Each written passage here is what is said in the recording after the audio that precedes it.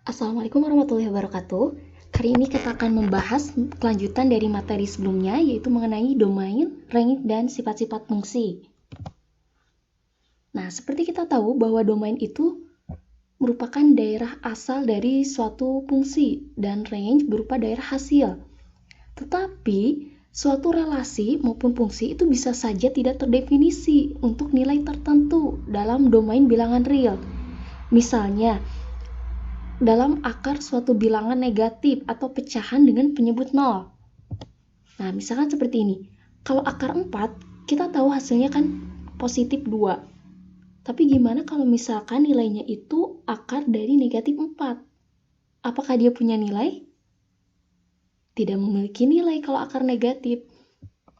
Nah, selain itu kalau pembagian.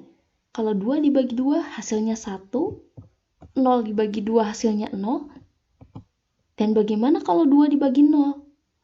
Nah, operasi pembagian kan bisa kita balik menjadi operasi perkalian. Seperti yang ini. 2 dibagi 2 sama dengan 1. Ini sama aja dengan 1 kali 2 sama dengan 2. Ini 2 kali berapa yang hasilnya 0? Berarti 2 kali 0. Kalau yang ini 0 dikalikan berapa supaya hasilnya jadi 2? Tidak ada nilainya.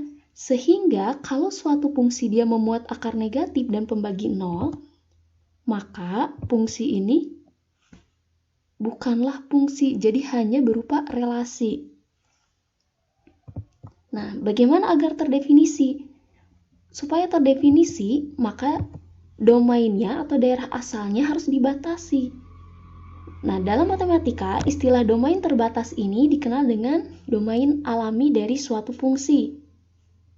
Nah, jadi selain daerah hasil, domain juga adalah himpunan yang menyebabkan suatu fungsi menjadi terdefinisi. Nah, kita lakukan pengerjaan contoh berikut. Tentukan domain dan range dari fungsi berikut. Untuk yang pertama,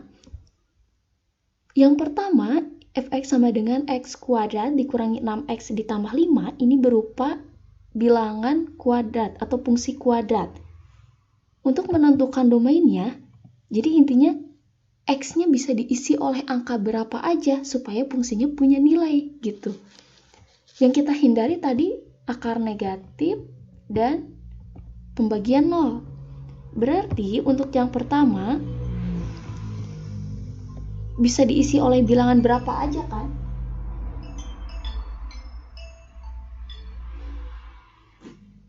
Nah, sedangkan untuk range-nya itu kita cari nilai y. Kalau domain itu kita cari nilai x, sedangkan untuk range kita cari nilai y. Karena berupa fungsi kuadrat, maka range-nya dapat dicari dengan menentukan titik balik minimum.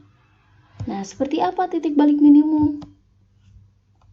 Langkah pertama yaitu kita menentukan koefisien dari fungsinya. Kita cari koefisien x kuadrat itu sebagai A-nya sama dengan 1, koefisien B itu koefisien x-nya sebagai B, negatif 6, dan C-nya adalah 5. Nah, untuk menentukan koordinatnya dapat dicari dengan kalau x negatif B per 2A, sedangkan untuk Y itu negatif D per 4A. Nah, Bu, di sini kan nggak ada nilai D. Gimana misalkan mencarinya? Kalau D itu kan dapat dicari dengan B kuadrat dikurangi 4AC. Kalau nggak salah rumus ini pernah disampaikan waktu di SMP. Pernah kalian belajar?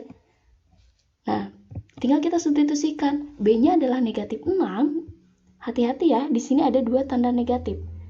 Negatif kali negatif 6 dibagi 2 kali 1 dikurangi negatif 6 kuadrat dikurangi 4 kali 1 kali 5 dibagi 4 kali 1. Kita selesaikan yang sebelah sini.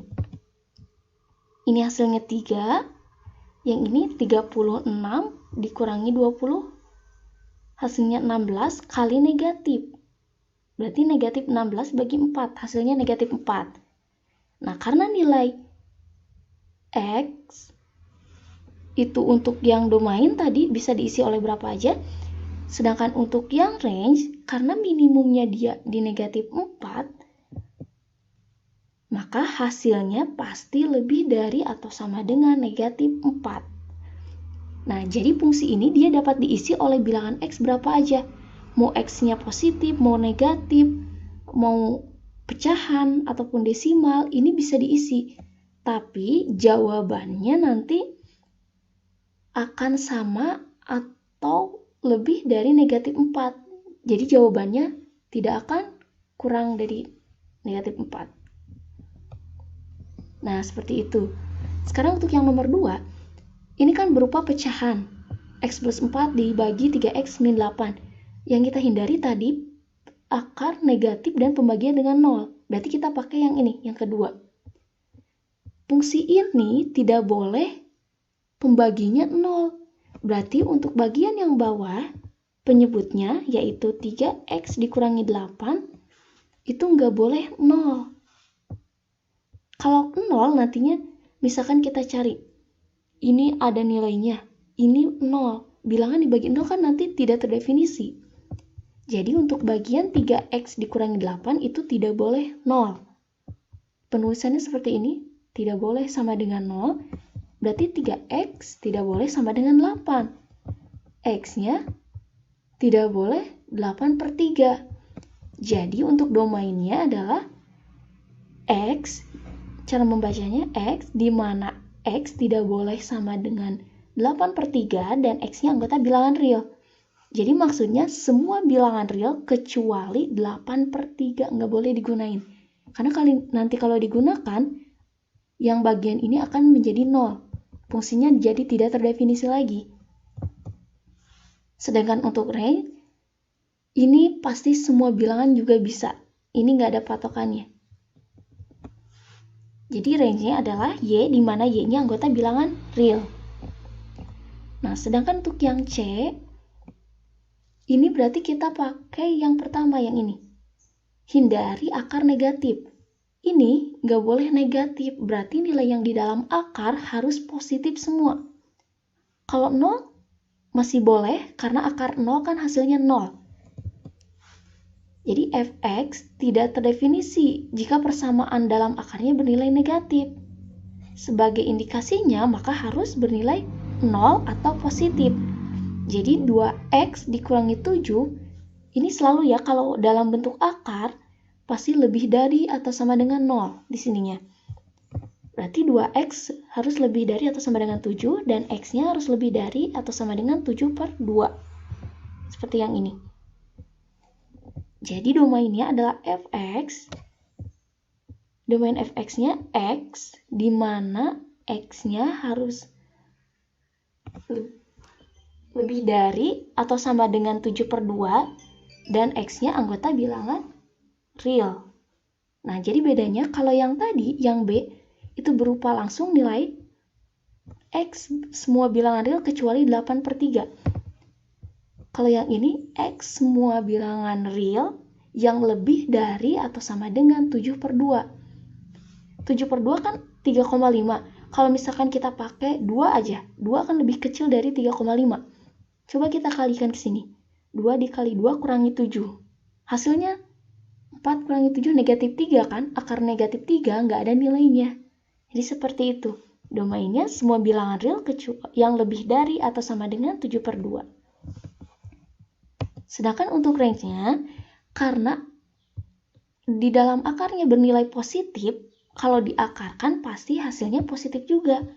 Jadi nilai Y-nya pastilah lebih dari atau sama dengan 0.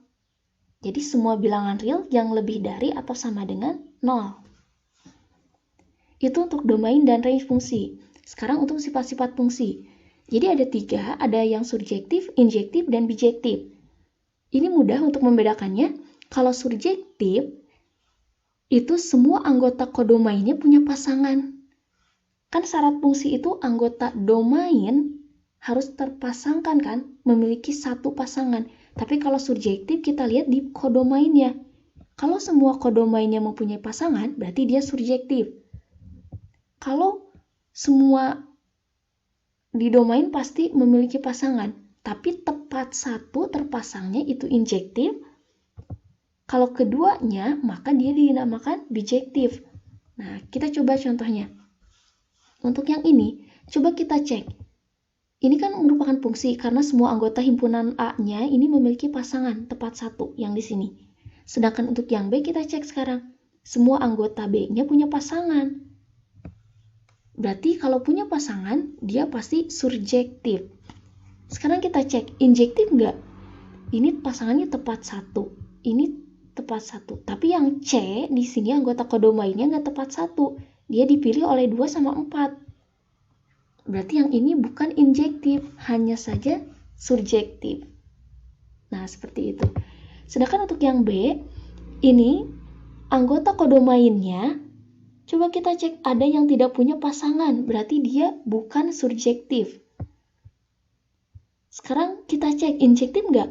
Ini satu punya, ini juga satu. Ini satu, ini juga satu. Berarti karena satu-satu, maka merupakan fungsi injektif. Seperti itu.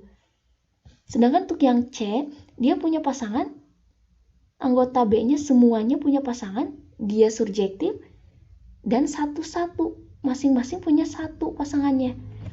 Karena surjektif dan injektif, maka jawabannya adalah bijektif. Seperti itu. Itu untuk dalam bentuk pemetaan. Nah, bagaimana kalau himpunan pasangan berurut seperti ini? Domainnya A, B, C, D, dan kodomainnya 3, 4, 5, 6. Ini mempunyai pasangan. Ini kita lihat di anggota kodomainnya 3, 4, 5, 6. Beda-beda. Berarti dia bijektif. Sedangkan untuk yang E, dia punya pasangan tapi tidak tepat satu. Karena ini 3 diulang 2 kali. Berarti dia bukan bijektif, bukan juga injektif. Tapi surjektif. Nah, seperti itu, silakan dipahami. Untuk latihan soal, silakan dikerjakan. Ditanyakan apabila ada yang kurang dimengerti. Sekian pertemuan kita kali ini, semoga bermanfaat. Wassalamualaikum warahmatullahi wabarakatuh.